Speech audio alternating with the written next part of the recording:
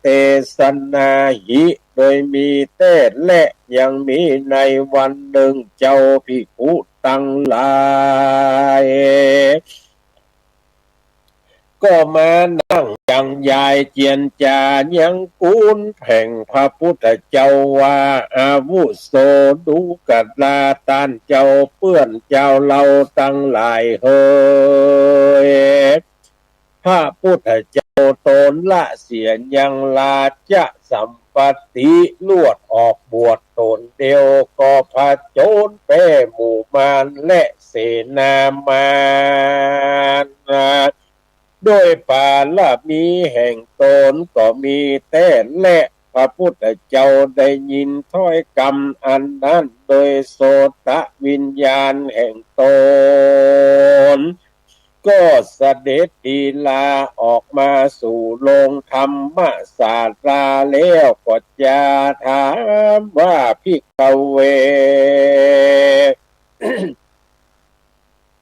ดูกันลาภิกขุทั้งหลายอันมาเจียนจากันโดยกรรมเยื่องใดจาภิกขุตนฉลาดก็จิ้งไว้ว่าพันเตภกวาข้าแด่พระพุทธเจ้าผู้ข้าทั้งหลายมาจากกันโดยกรรมว่าดังนี้แลพระพุทธเจ้าจิ้งกล่าวว่าดูกันลาภิกขุทั้งหลายป่าเมื่อปูพระตถาคตปั้มเป่งปาลมีธรรมในภาวะอันเป็นพระพุทธเจ้าก็ได้ผจญเป็นในกาลบัดนี้ก็บอกเป็นสิ่งที่อัศจรรย์เตื้อแร่ปางเมื่อก่อนกูได้เกิดมาเป็นเจ้าสุดธนูก็สั่งสอนยังขันตละยักษ์ก็ควรเป็นอัศจรรย์มากนักแลยามนั้นเจ้าภิกขุตนฉลาดก็จิ้งยอมือไว้ขอเอาธรรมเทศนากับพระพุทธเจ้าหันแลพระพุทธเจ้าก็จิ้งเทศนาว่าอติเตกาเลในกาละคาบหนึ่งเจ้าสุดธนูตนผาเสดก็เสด็จไปสู่สำนักพญาคันตละยักษ์เพื่อจักเทศนาสั่งสอนด้วยศีลห้าเพื่อหายปิดอันให้ดังอันก็เข้าไปสู่สำนักแห่งพญายักษ์นั่นแลการว่ายักษ์โอนั้นหันโพธิสัตว์เจ้าก็สะดุ้งตกใจกลัวมันก็ขนิ่งในใจว่าผู้อันเข้ามาสู่ที่นี้จะลอยว่าเป็นพญาอินตาเมื่อนั้นโพธิสัตว์เจ้าจิ้งกล่าวว่าดูกลาพญายักษ์อันว่าเรานี้นะบ่ใจเทวดาและคนสามัญผู้อื่นเฮานี่ชื่อว่าสุทธโนมาสู่สำนักแห่งตาลเพื่อว่าจักมาเทศนาธรรมสั่งสอนต้านโดยศีลห้าว่าอันแล้วก็กล่าวว่า ดูกันลาพญายักษ์ตวงอันว่าตาลจุงรักษาศีลห้าประการนี้เตอะที่นั่นพญายักษ์ยิ่งถามว่าดูกันลาเจ้าตนบุญสีลังอันว่าศีลห้านั้นจักเป็นดังดือจามหาสัจเจ้ายิ่งกล่าวว่าดูกันลาพญายักษ์โดยต้านจงตั้งใจฟังแล้วจำจื่อเอาไว้เตอะอันหนึ่งปานาติปาตาอันหนึ่งอตินนาตานาอันหนึ่งกาเมสุวิชาอันหนึ่งมุสาอันหนึ่งสุลาดูกัตลามหายักษ์ งานชื่อว่าศีลห้าผู้ใดใดเว้นจากอันฆ่าสัตว์ตัดชีวิตตั้งสัตว์ตัวน้อยตัวใหญ่ชีวิตสัตว์ทั้งหลายนั่นกันว่าเว้นใดก็ชื่อว่ารักษาศีลเส้นหนึ่งจะแหลนนา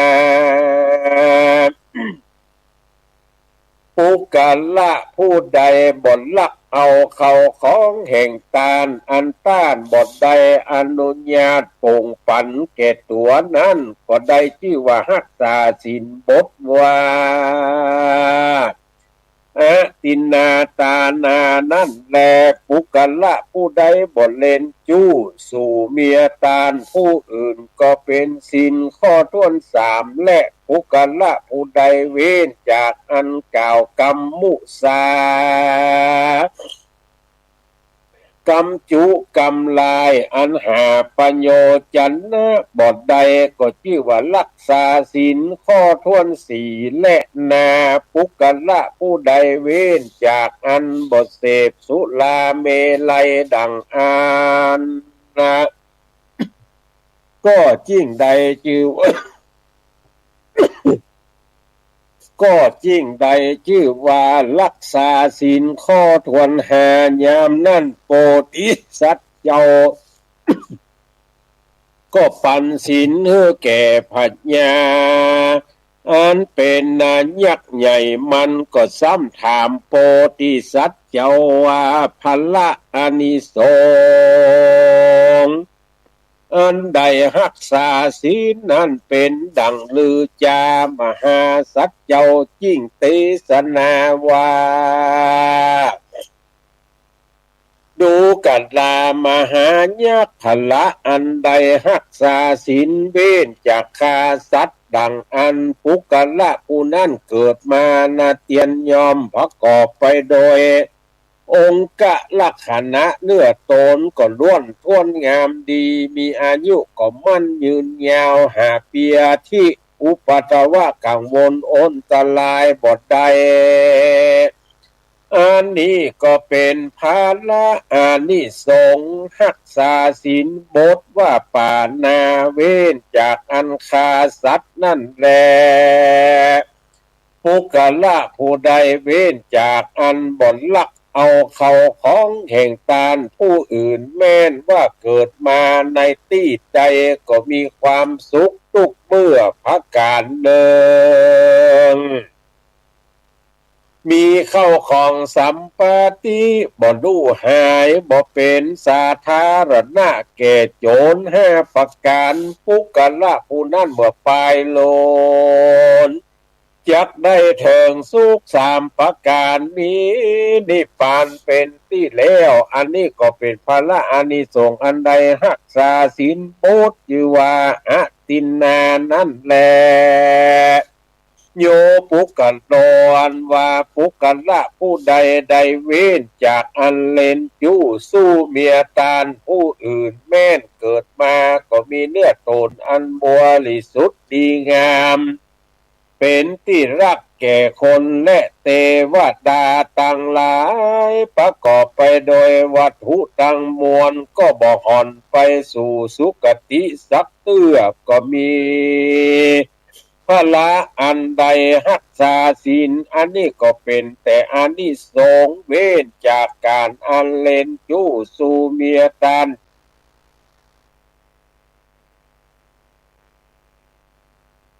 ทำปากตานเจียนจ้าก็มวลเพาะยิ่งนักมีเนื้อตนอันบริสุทธิ์มีหน้าตาผมอันเขียวงามมีเตจะอำนาจปากยำเม่นเป็นที่กลัวหรือว่า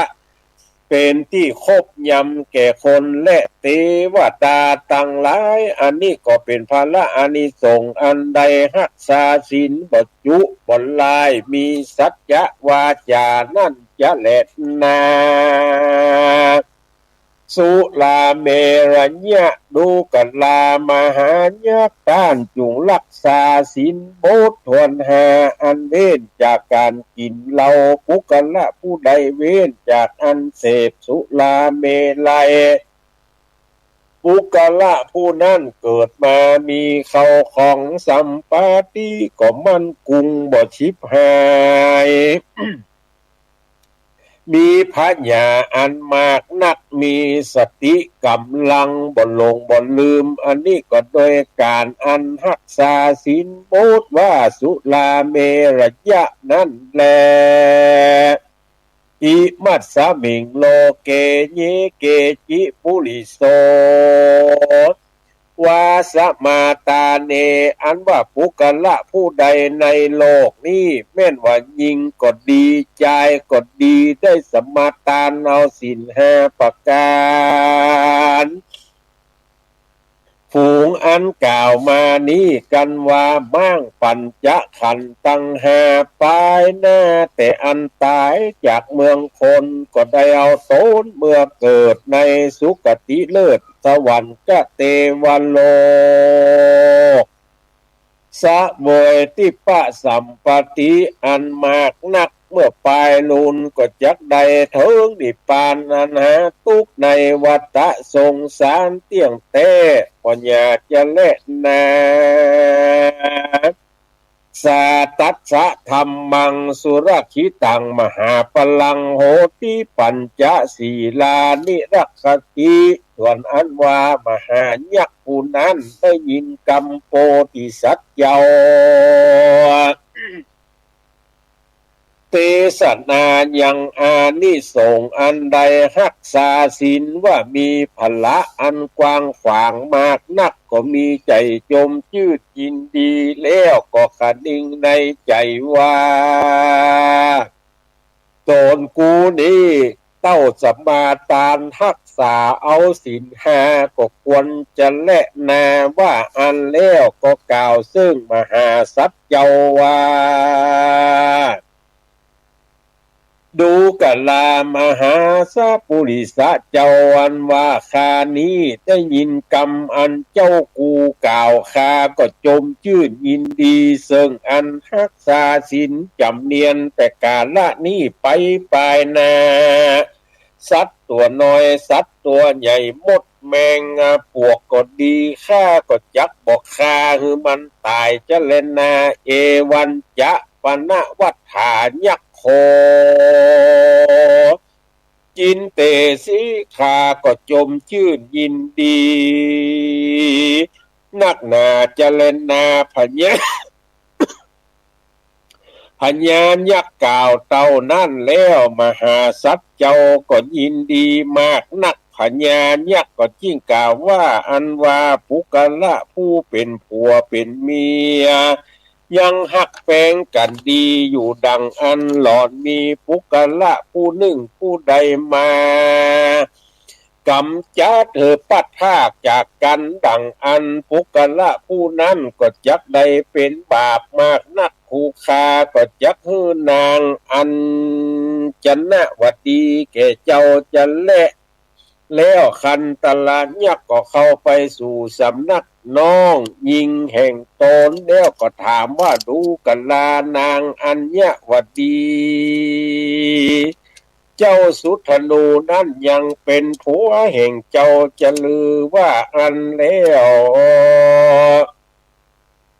นางอัญญวานนางอัญจนะวัดดีก็จิ้งกล่าวแก่พี่แห่งตนว่าเจ้าสุธนูนั้นก็หากเป็นผัวแห่งข้าแต่และพญายักษ์ได้ยินกรรมกล่าวสันนั้นแล้วก็เข้าไปสู่สำนักเจ้าสุธนูแล้วก็กล่าวว่าดูกลามหาปุริสะเจ้าต้านจุงเอาเมียแห่งตาลคาก็จักเฮอแก่เจ้าบัดนี้จะเละนาเมื่อนั้นนางอัญญวดีก็กล่าวซึ่งปีแห่งตนว่าดูกลาพี่เป็นเจ้าผีว่าเฮอคาไปเป็นเมียแก่เจ้าสุธนูคาก็จักขอสั่งอำลาพี่เป็นเจ้าไปโดยกับเจ้าสุธนูจะเล็ดนา พอพี่เป็นเจ้าจุงอยู่สุขสวัสดีจุงรักษาศีลแห่มีป่านาติป่าตาเป็นต้นก็จุงมีแดดเตอร์ส่วนมหาสัตว์เจ้าก็เข้าไปในภาศาสตร์อันนั้นกับโดยนางอัญญวัดีเจ้าก็อยู่ที่นั่นเสี่ยงจะแลนา2 วัน 3 วันก็มีแลโพธิสัตว์เยา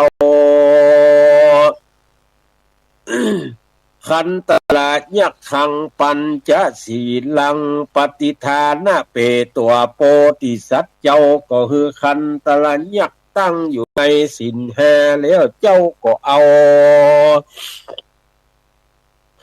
นางอัญจนวดีและนางกันเลนุวดีก็ฮือขึ้นขี่ม้ามณีกากแก้วกับโดยตนคือนางกันเลนุวดีนั่งอยู่ปลายหลัง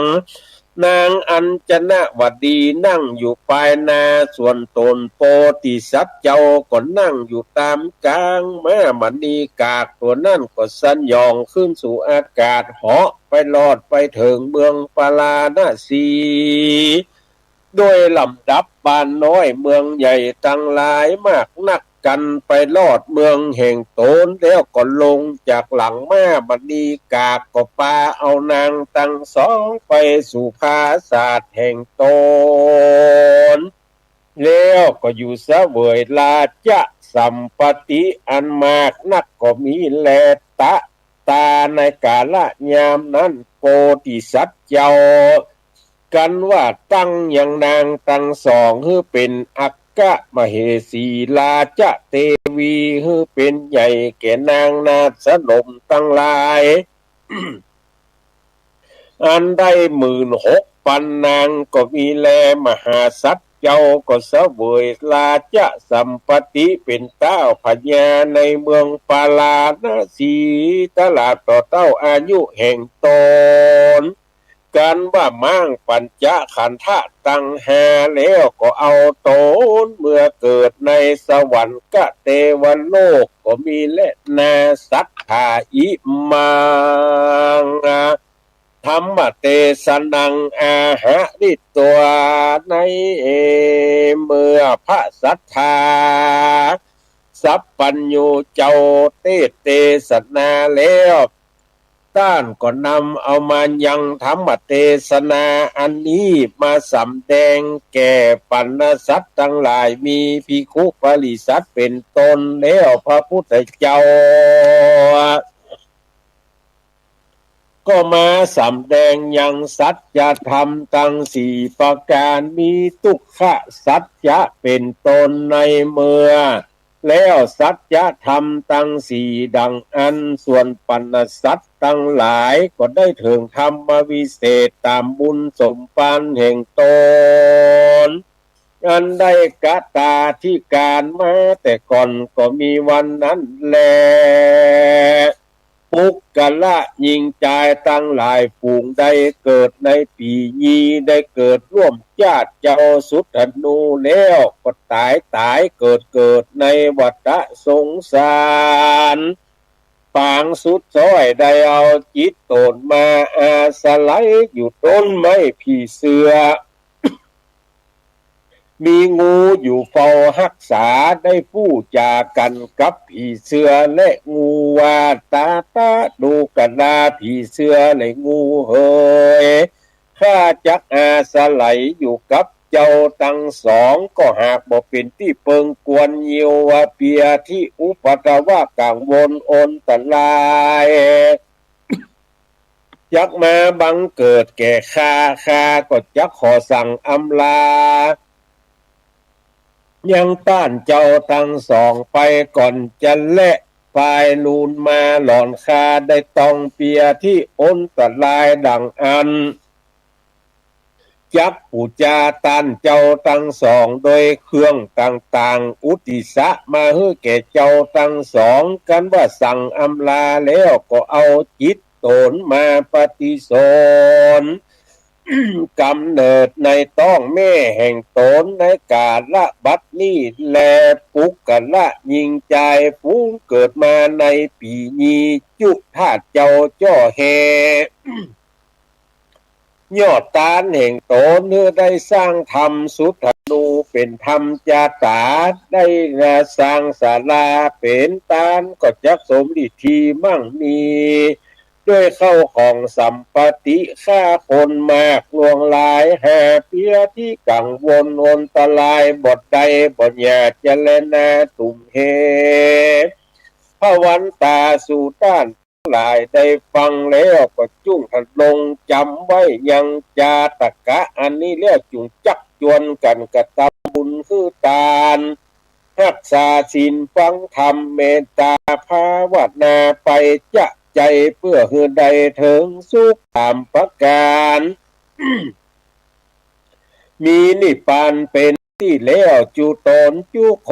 นแต่ดีหลีปัญญาเจนาสุดธนูจาตะกังนิทิตังขีญานเตสนายังทำดวงที่ว่าสุดธนูก็บังโกมสมเลศสเดชศรัทธาเฮาท่านทั้งหลายก็ได้ฟังพระธรรมเทศนาเป็นธรรมจตาคนเกิดปีนี้ปีเสือจบลงไปในวันศุกร์หน้านี่ก็จะเอาพระธรรมเทศนาในเรื่องเนมิราชอันเป็นปีเกิดของคนเกิดปีกระต่ายมาเทศนาให้เฮาท่านทั้งหลายได้ยินได้ฟังรายการ นี่เป็นรายการที่ท่านทั้งหลายจะได้ฟังในช่วงเมื่อเจ้าของวันศุกร์เสียงธรรมแสงอรุณในช่วงที่หนึ่งก็จะได้ฟังกันแต่ว่าวันซืนได้จัดงานทำบุญส่งมอบบ้านทำบุญขึ้นบ้านใหม่ที่ได้ไปช่วยกันปกสร้างห้างแปลงตามการสร้างบ้านสร้างรอยยิ้มกับผู้ด้อยโอกาสก็เป็นที่บัวละมวนขออนุโมทนาขอบคุณกับพี่น้องศรัทธาทั้งหลายที่ไปร่วมการร่วมงานกันเนี่ยหำตำกินไปสู่ไปจูกันไปถวายเป็นภัตตาหารเพลแล้วก็อนุโมทนากับท่านทั้งหลายที่ไปช่วยกันปกสร้างห้างแปลงบ้านอันเป็นบ้านที่มั่นคงคือผู้ยากไร้ได้อยู่ได้อาศัยก็ใจงบประมาณไปอยู่100,000 กว่าบาทก็อนุโมทนากับทุกท่านแต่ว่าเป็นวันพฤหัสบดีที่2หลายที่หลายต่างอันเป็นกรรมการห้องสมุดประชาชนแต่ละอำเภอในจังหวัดเชียงใหม่ก็25อำเภอมีนโยบายให้แต่ละอำเภอจัดกิจกรรมของไผของมันบางที่ก็จัดเฉพาะกิจกรรมเทิดพระเกียรติกรมสมเด็จพระเทพบางที่ก็จัดงานอันอื่น 2-3 งานเอามาเปาะกันแต่ว่าซึ่งเป็นการสร้างกิจกรรมอำเภอดอยสะเก็ดเฮานี่ก็ได้รับงบประมาณจากส่วนราชการมาอยู่ 400,000 กว่าบาทเพิ่นเอาสตางค์ให้มาปรับปรุงอาคารห้องสมุดที่มันลุหลังปังเปไปตามการตามเวลาให้มันดีให้มันงามแล้วก็เมื่อปรับปรุงอย่างเรียบร้อยก็ให้ทำบุญตามใจตามอัธยาศัยของแต่ละพื้นที่อำเภอดอยสะเก็ดนี่มีท่านนายอำเภอเป็นประธานกรรมการ ก็มานั่งนั่งจากับหลายฝ่ายโดยเฉพาะอย่างยิ่งตั้งศูนย์ส่งเสริมการเรียนรู้ระดับอำเภออักษรย่อกกลก็คือกศนเก่าเปลี่ยนชื่อจากการศึกษานอกโรงเรียนมาเป็นศูนย์ส่งเสริมการศึกษาระดับอำเภอเลยเปลี่ยนเป็นสกลต่อเสือกอไก่รอเรือเนี่ยแล้วก็จุดก็ได้จัดงานรวดกัน 2-3 งานแต่ว่าก็มีการทำบุญอาคารเป็นเบื้องต้นแล้วก็ต่อโดยโครงการเทิดเกียรติถวายพระพรสมเด็จพระกนิษฐาธิราชเจ้ากรมสมเด็จพระเทพที่ว่าไปตะกี้ก็ได้จัดกิจกรรมมันเป็นการเทิดพระเกียรติมีการลงน้ำถวายพระพรมีการสปะสเปดที่จะเป็นการเทิดพระเกียรตินอกจากนั้นก็ยังได้จัดพิธีเปิดโครงการค่ายส่งเสริมการอ่านสร้างการเรียนรู้ตลอดชีวิตที่เฮาทั้งหลายห้องกันว่ารักการอ่านนะแล้วก็มีการมอบประกาศเกียรติบัตรว่ารักการอ่านให้กับภาคีเครือข่ายที่สนับสนุนการดำเนินงานห้องสมุดประชาชนภาคีเครือข่ายบ้านหนังสือชุมชนภาคีเครือข่ายอาสาสมัครส่งเสริมการอ่านแล้วก็สมาชิกห้องสมุดรักการอ่านแล้วก็ยังมอบให้กับนักศึกษาที่แข่งขันตอบคำถามหนังสือพระราชนิพนธ์แล้วก็นักศึกษาที่แข่งขันตอบคำถามที่เป็นระดับอำเภอระดับโซนนักศึกษาที่บันทึกรักการอ่านยอดเยี่ยมนะบุคลากรของสกลระดับอำเภอบุคลากรที่รับรางวัลประกวดห้องสมุดเสมือนนอกจากนั้นก็มีการแข่งขันส้มตำลีลาแล้วก็เข้าฐาน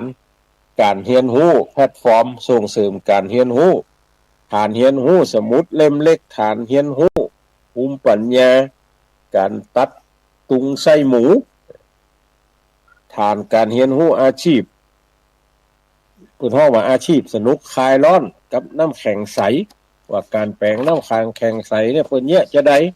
ประกอบไปโดยอันหยังพ้องที่เอามาเปาะกัน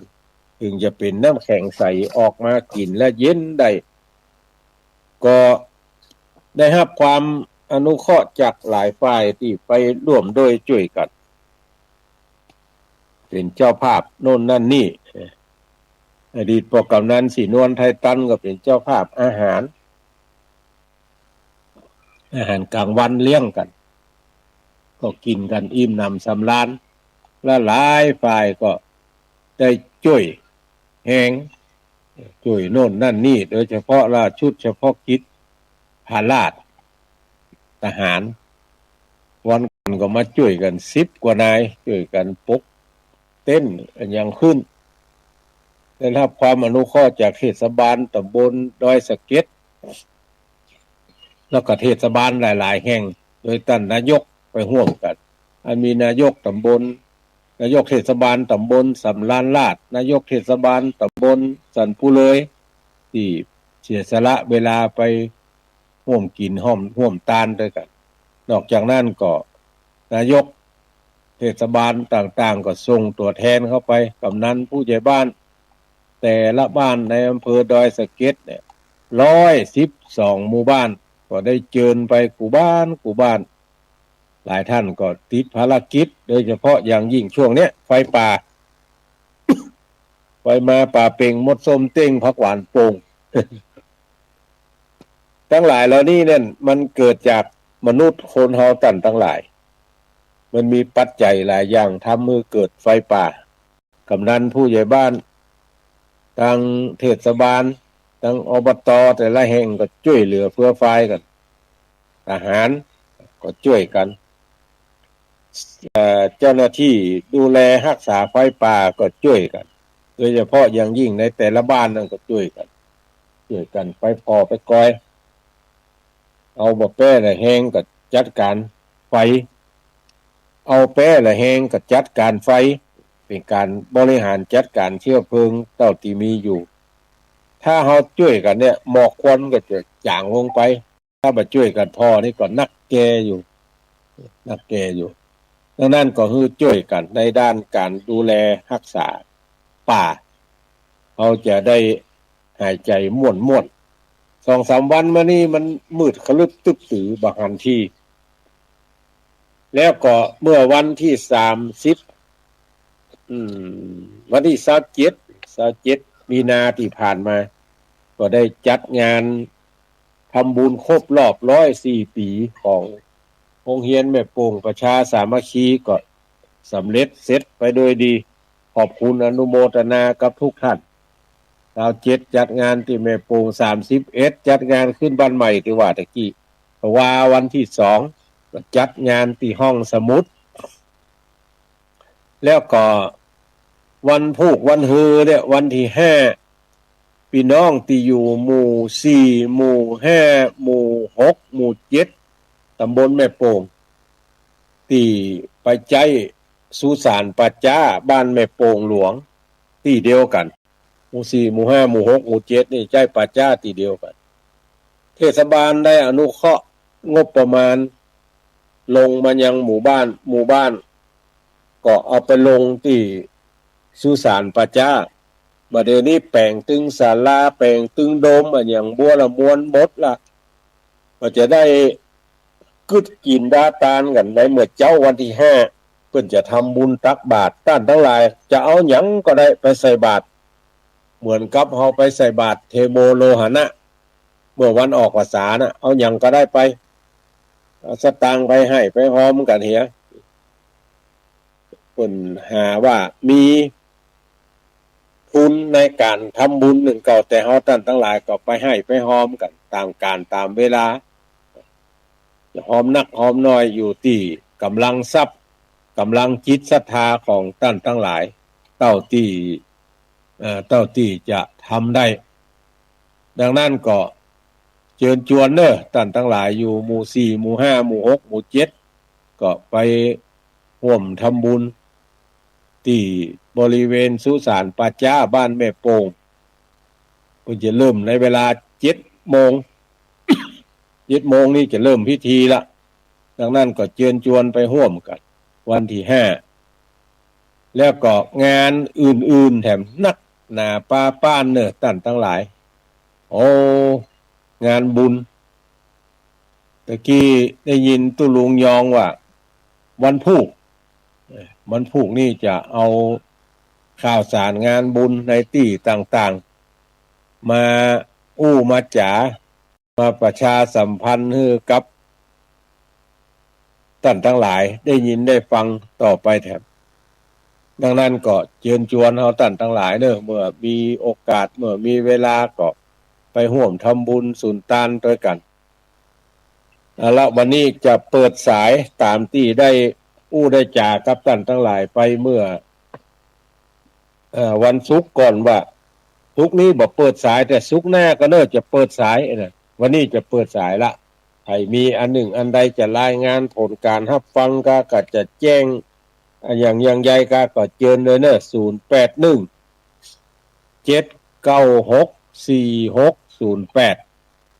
0817964608ก็ลองโทรมารายงานผลการรับฟังตะกี้ก็หลายฝ่ายได้ส่งทางเฟซมาว่ารับฟังจากที่หันที่นี้รับฟังจากที่หันที่นี้ก็ได้ยินชัดเจนดีตอนนี้ตังใดพ่องที่เปิดเครื่องรับฟังรายการนี้ก็ลองจ่าลองโทรกันเข้ามา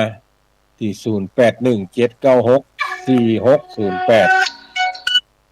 มาละสายแรกเจริญปอนไหว้แต่เจ้าทางพระครูแม่บัวลอยบ้านซุกก็ตำบลตะก้ออำเภอแม่สวยเจ้าอำเภอแม่สวยฟังพระเจ้าเจ้าที่ อยู่เนาะเจ้าฟังแต่กูอาทิตย์เจ้า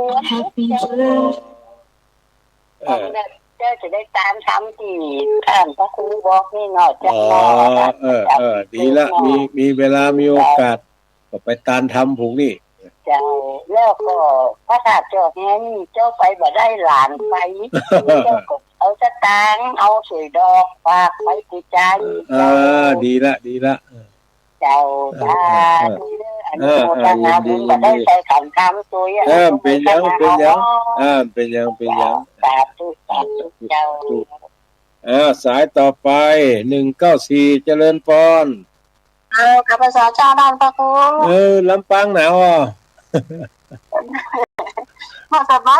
เนี่ยมาเจ้ามาคืนนะแต่กับวันนี้ฮ้อนไหมคะเหมือนกันเฮ้ยก็ต้องฮ้อนวืดแต่ว่าสำเร็จลูกว่ามาเจ้าอย่างเงี้ยเปิดนอนอยู่ในชุดนี่ก็มันเป็นยินดีเนอะเจ้ากับภาษาเจ้าสายต่อไปเจริญพรภาษาเจ้าท่านพระครูแม่ทางอยู่เนอะจากลำปางมาไหลนะน้อยแม่น้อยอุตุดีเจ้าเสียงชัดเจนดีเนาะเสียงชัดเจนเจ้ายินดีเนอะจ้าหลายผู้หลายท่านได้ได้จ่าได้โทรมา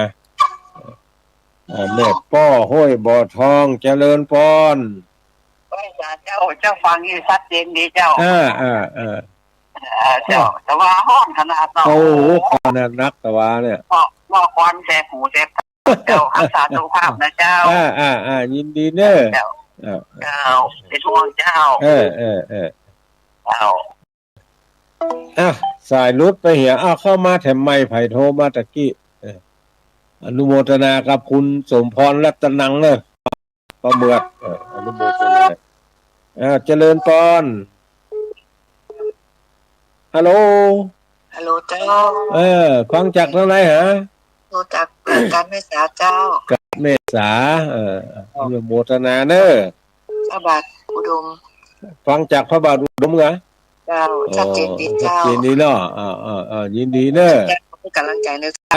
ยินดีสายต่อไปเจริญพรกับภาษาเจ้าทุลุเกี่ยวกันศิลปศิลป์อ่ะเด้อยินดีเด้อทุลุงนะเจ้ายินดีนะเจ้าทุลุงเจ้ายินดีกับภาษาเนอะเจริญพรสัตว์เจ้าสายต่อไปเจ้าฟังจากตรงไหนเหรอชัดเจนดีเนาะสถานีวัดบรรพตเจ้าฟังจากวัดบรรพตสถิตกำลังตั้งใหม่เสียงมันขาดหายบางตีก็ได้ยินทีบางตีก็เดี๋ยวหายแซบเนี่ยบางตีก็ได้ยินอยู่ตลอดอนุโมทนาเนอะอนุโมทนาสายต่อไป0817964608มารายงานตัวกันว่าฟังจากทางใดอย่างใดตั้งเมืองฝางแล้วว่าใดดักปิ้งวันนี้เมืองฝางป่อบุญธรรมสั่งคำฟันตั้งเวียงป่าเป้าก็วันนี้ดักแซบบรรลุกที่เหก็หลายฝ่ายแล้วฟังอยู่แบบมีโอกาสได้โทรมาหาเพราะว่า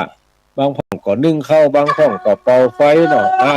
0750จากทางใดฮะจากกำแพงหินบนดอยหนาวอยู่กันนี่มันเด้น่ะก็คือหนาวในวันก่อนบัดนี้เนี่ยบ้านเนี่ยลมโซ่ๆเลยน่ะหนาวหนาวอยู่ยินดีเนอะมันนอนเนอะเจริญพรสายต่อไป0817964608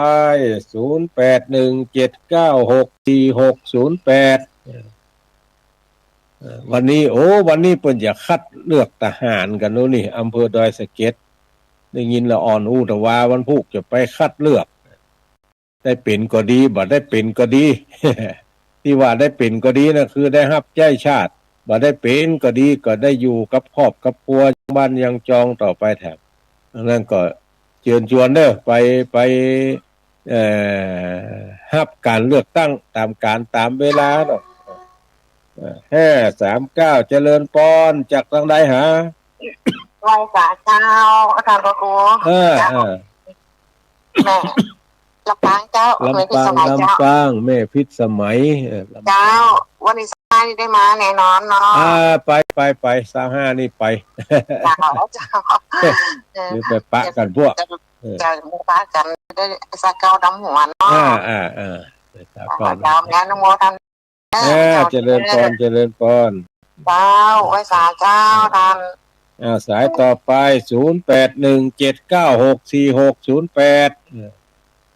ตอนเปิดสายนี่ศรัทธาทั้งหลายบ่ว่างจะโทรมาถ้าเฮาบ่เปิดสายศรัทธาทั้งหลายว่าโทรเข้ามาว่าโทโบสังโฆเถอะบางห้องก็พอจบรายการแล้วก็โทรเข้ามาหากันว่าตันสักกรรมบัดตันต้นสักกรรมเลยโทรหาบ่เดียวนี้เด้อโทรหาบ่ได้ก็ได้ท่านทั้งหลายแล้วแต่ท่านทั้งหลายมีเวลามีโอกาสที่จะโทรหากันดังนั้นก็เชิญชวนเด้อใกล้เดือนจีปีใหม่ละแต่ละวัดก็จะจัดให้มีการทำบุญประเพณีปีใหม่จะขนทรายเข้าวัดจะแห่ไม้กั้มทั้งเทศบาลทั้งหลายต่างๆก็จะได้เพิ่นฮ้องอย่างจัดกิจกรรมวันผู้สูงอายุมีการสะเก้าดำหัวกันบางที่ก็ทำก่อนบางที่ก็ทำบ่ลุ้นปีใหม่ในเทศบาลตำบลแม่ห้อยเงินก็จะทำในวันที่10เทศบาลตำบลแม่โป่งก็จะทำในวันที่10จะได้สุมากาละวะพระเจ้าพระสงฆ์สุมากาละวะคนเฒ่าคนแก่ผู้สูงอายุตั้งแม่ห้อยเงินก็จะมีการสืบโหราจตาโดยแต่ละที่ก็จะทำในเวลาที่ต่างกันไผอยู่เทศบาลใดเพิ่นชวนไปร่วมกิจกรรมก็คือไปร่วมกิจกรรมเพิ่นเด้อจะสูงอายุก็ตามอายุบ่สูงก็ตามก็คือไปช่วยเหลือเพื่อฝ่ายกันงานไปช่วยเพิ่นจัดกิจกรรมในที่ต่างๆเทศบาลต่างๆก็จะมีภาระอานิสงส์อย่างที่ได้ได้จ่าไปกับท่านทั้งหลายว่าการช่วยเหลือเพื่อฝ่ายในส่วนรวมเนี่ย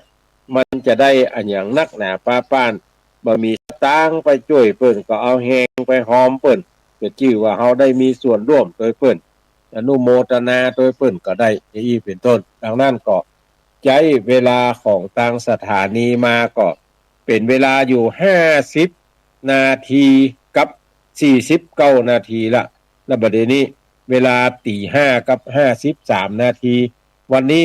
จะขออนุญาตตั้งท่านผอ.สถานีออกก่อนเวลาที่กำหนดเพราะว่ามีภารกิจที่จะต้องทำในช่วงเจ้านี้อยู่สักเล็กสักน้อยเนี่ยก็จะขอนำรายการเสียงธรรมแสงอรุณในช่วงแรกนี้จากท่านทั้งหลายไปก่อนขอให้ท่านทั้งหลายมีอายุมั่นขวัญยืนอยู่ก้ำจูดูยังวละพุทธศาสนาดูตั้งกินดูตั้งไว้ดูตั้งใจเดตานในศาสนาแห่งพระโกตมะเจ้าเหมือนกันจูผู้อยู่คนนั่นจุงจักมีเตี้ยงแต้ดีหลีจัตตาโลธรรมาวัฏทันติอายุวันโนสุขังปะ